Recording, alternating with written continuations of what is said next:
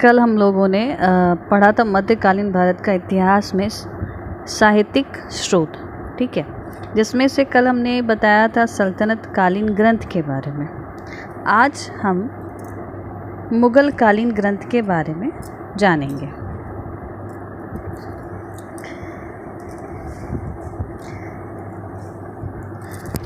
दिल्ली सल्तनत के समान मुग़ल काल में भी ग्रंथ की रचना किया गया।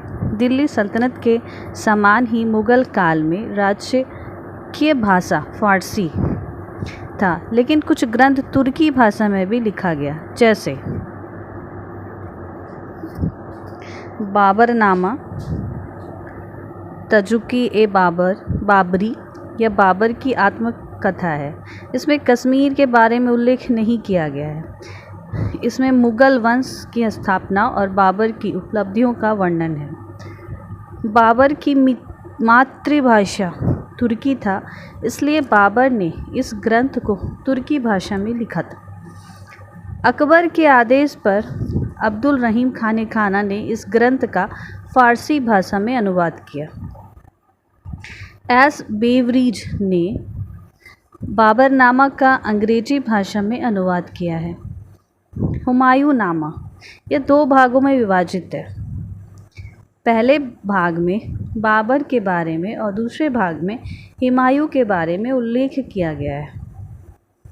अकबरनामा, इस पुस्तक के लेखक अबुल फजल अकबर नौरतन में शामिल थे।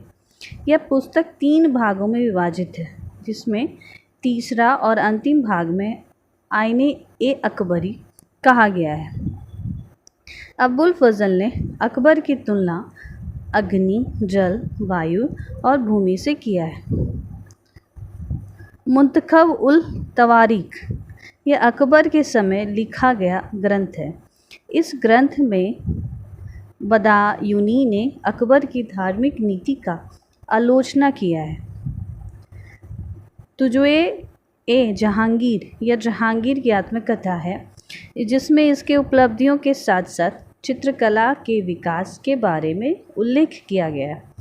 चित्रकला के क्षेत्र में जहांगीर के काल को स्वर्ण काल कहा गया है। बाबर और जहांगीर 2 मुग़ल बादशाहों में अपनी आत्मकथा लिखा है। शाहजहांनामा, इस पुस्तक से शाहजहां के उपलब्धियों के साथ साथ मुग़ल कालीन स्वर्ण काल के बारे में भी जानकारी प्राप्त होती है। पदशाहनामा, यह पुस्तक शाहजहां के काल में लिखा गया है। उनके उपलब्धियों का वर्णन इसमें किया गया है। आलमगीरनामा, औरंगजेब ने आलमगीर की उपाधि धारण किया था, अर्थात यह पुस्तक औरंगजेब से संबंधित है। मुंतखब उल लुआब, यह पुस्तक औरंगजेब के समय में लिखा गया मराठा मुग़ल के संघर्ष के बारे में विस्तार पूर्वक उल्लेख किया गया है। इस पुस्तक में काफ़ी खां ने शिवाजी को शैतान का चतुर बेटा कहा है। मासिर-ए-आलमगीरी, यह पुस्तक भी औरंगजेब के समय लिखा गया, जिसमें मुग़ल काल के सामाजिक, धार्मिक, राजनीतिक, आर्थिक, कला एवं संस्कृति के साथ साथ सभी महत्वपूर्ण बातों का उल्लेख किया गया है। केवल यह पुस्तक को पढ़ने से मुग़ल के बारे में सभी महत्वपूर्ण जानकारी प्राप्त हो जाती है। सर यदुनाथ सरकार ने इस पुस्तक को मुग़ल राज का गजेटियर यानी राजपत्र कहा है।